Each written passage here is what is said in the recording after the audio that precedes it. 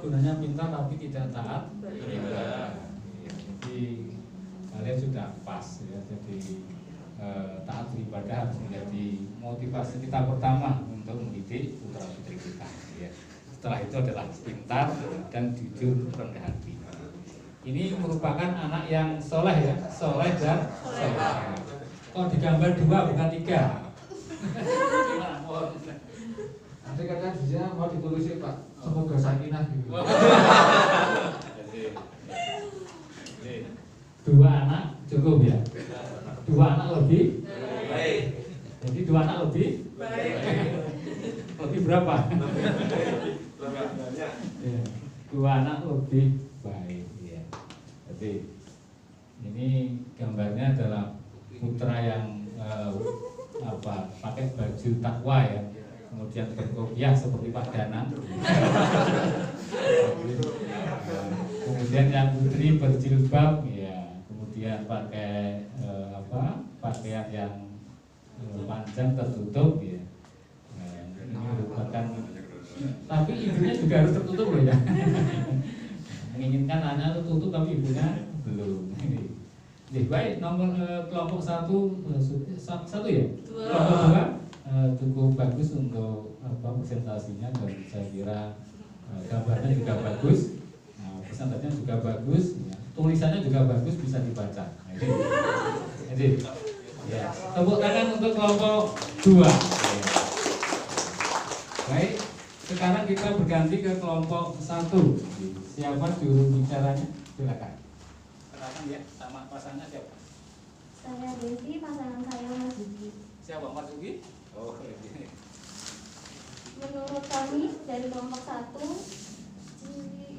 hal-hal yang kami inginkan untuk anak-anak kelas, sehat jasmani dan rohani, kemudian berbakti kepada orang tua, jujur dan tidak sombong, soleh dan solehah, rajin ibadah, bertakwa, kemudian menjunjung tinggi sopan santun, pintar, pandai bersosialisasi, dan mandiri. Mandi sendiri ya? Pertanyaan untuk kelompok 1. Iya. Celananya melorot. Ini jamet Pak. Ini antara sabu dan celana sudah terlepas ini. Dan tangannya juga sudah gumu-gumu ya, berarti menunjukkan anak yang sehat. Meskipun kopiahnya lebih besar. Calon mantannya serasa sabar. Tapi bukan besar kepala ya. Gambarnya memang sudah cukup cukup realistis lah ya, antara kepala sama badan cukup proporsional. Yang perlu kami garis bawahi tadi adalah mandiri yang ada di bawah ya. Di sini tidak ada tapi mandiri ya. Tidak ada. Jadi harus melengkapi mandiri. Jadi memang anak-anak kita sejak awal bagaimana harus kita upayakan menjadi anak yang mandiri.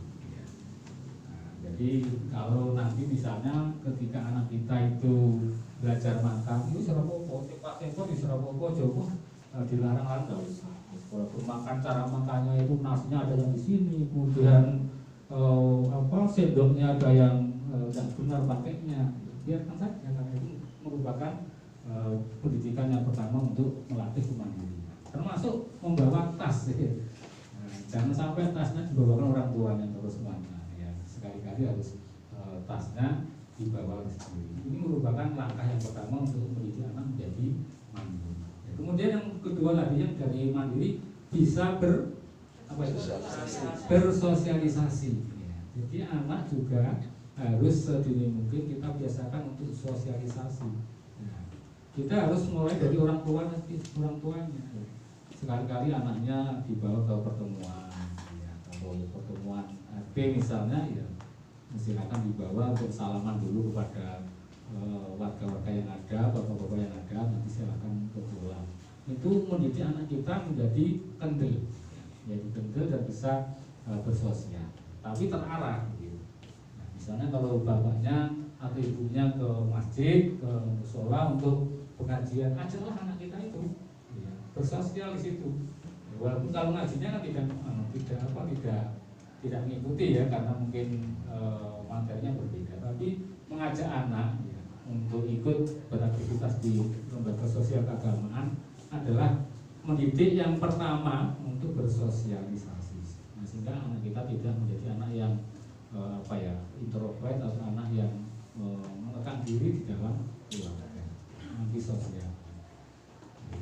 Kemudian di sini ya, saya kira sama ya, tadi ada sehat jasmani dan rohani, rajin ibadah, bertakwa, ya, menjunjung tinggi sopan santun ya sopan santun.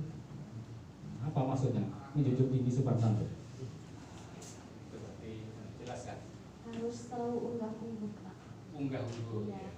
Maksudnya gimana cara bersikap dengan orang yang lebih tua, tentunya diperhatikan.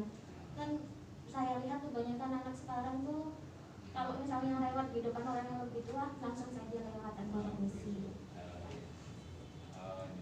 Kalau sudah besar pakai motornya gerombongan gitu ya, itu termasuk itu semua termasuk menjunjung tinggi sopan santun tidak. Nah, kemudian kalau lewat di perumahan ya itu gasnya langsung aja berduga.